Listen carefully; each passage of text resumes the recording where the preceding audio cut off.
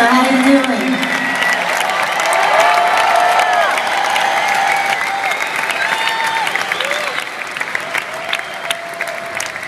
I love you too.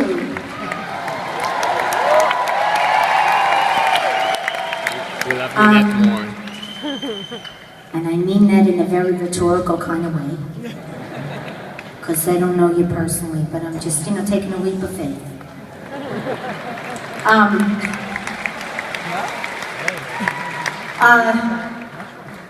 See, now's the time, and unfortunately I do not know Hebrew. I'm still struggling with English, so bear with me. I know you studied it in school too.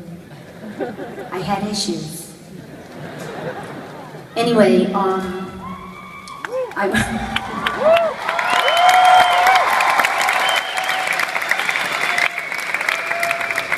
I wanted to tell you a little bit about the making of this album, because I know that, you just lucked out. This wasn't the blues tour. No, actually the blues tour was amazing. But I wanted to tell you a little bit about the making of the album, so the next time that you listen, you'll listen completely different. One of the most, well, I'll tell you right now, no matter what I write, I always take a piece from my real life. Like if somebody says something, usually that's in the song somewhere. And at that time, I was writing with Rob Hyman, and from the Hooters. That's right. They come here? I don't know. Anyway, so Rick Chertoff, we were writing in the studio, and Rick Chertoff was the producer, and he was constantly looking at his watch going, I don't know. My watch is going backwards. No kidding, look at that. The second hand is unwinding. So I thought, it's a good lyric. So it's now the second hand unwinds. Based on a true story.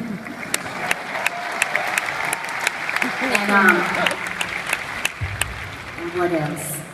Oh my God, well, I don't know, can I take the time and tell them? Am I going to be in trouble? Anyway, I'm telling you. So, alright, at that time, I was single, a lot younger, right? And I met this guy, Dave Wolf. I actually met him at a party. He was trying to pick up some other woman. Actually, it was Madonna from the Sick Fucks. Did you ever hear that? Anyway, she iced him and went to the bathroom, right? And then he looked at me, and I said, you gotta be kidding. And, but he was a wise guy. He was, unfortunately, he wasn't very stylish. And at that time, you have to remember what 1980, 81, 82 was like. Some of you do, some of you just like history. But I am just a walking history, no. And, so we used to love like wearing pink and black and very like new wave, very fly shoes. You remember the shoes? The shoes along like the Reeboks. I haven't strayed too far, but actually these are real combat boots, but they have glitter. Makes them a little kinky. Anyway, so this guy, he became my boyfriend. He kind of looked a little like Jesus. He had a long beard and long straggly hair, and he actually had big blue eyes.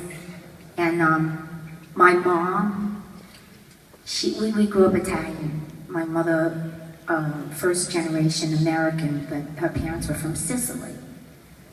So if you're losing me, we'll hand out translation sheets later. Anyway, so she kept saying he looked like Jesus because when she was growing up in her room, she shared a bedroom with my aunt, and a 4x4 hanging picture, a headshot of Jesus in the garden. So, she used to say when she got dressed, she used to have to dress behind the door, the closet door, because the eyes moved, So when this guy comes home and he looks like Jesus, she had an issue. She couldn't look. She said, oh, Cyndi, I can't look. And then he'd pat a cheek and say, bless you, because he always got it.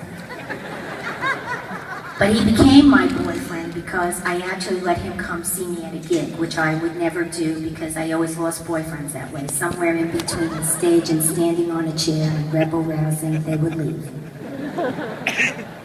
And also, I carry a lot of shit with me. I have stuff.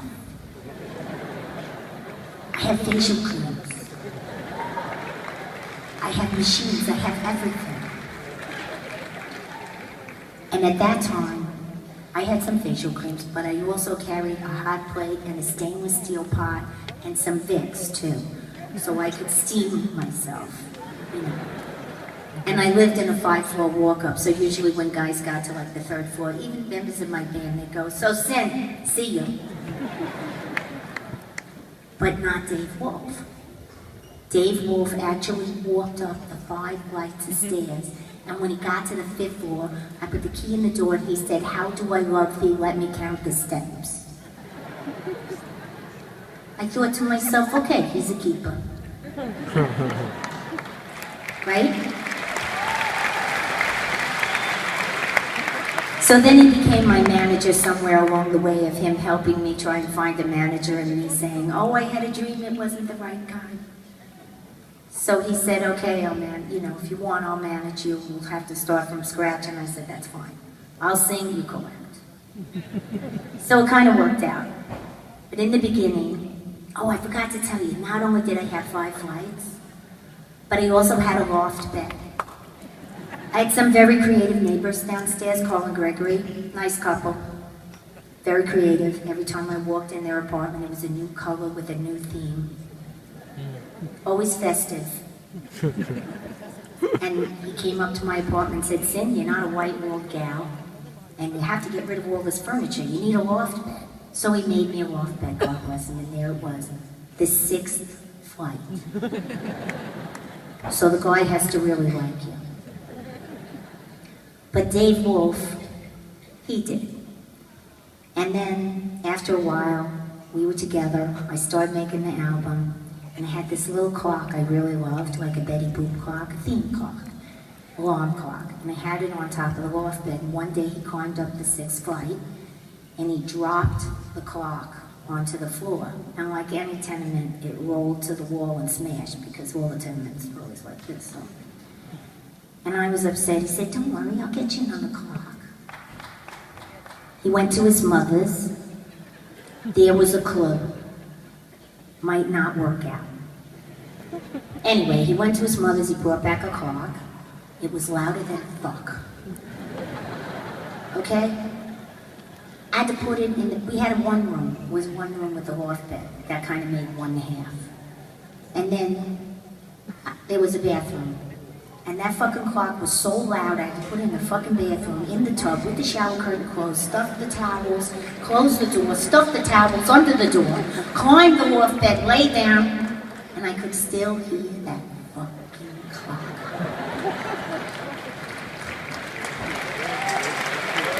So you know that line? Wait a minute, you know that line? Lying in my bed, I hear the clock ticking.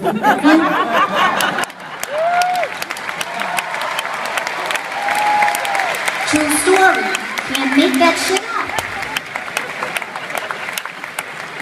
Anyway, I must move on to this next song, which I got in a lot of trouble and became a filthy 15er.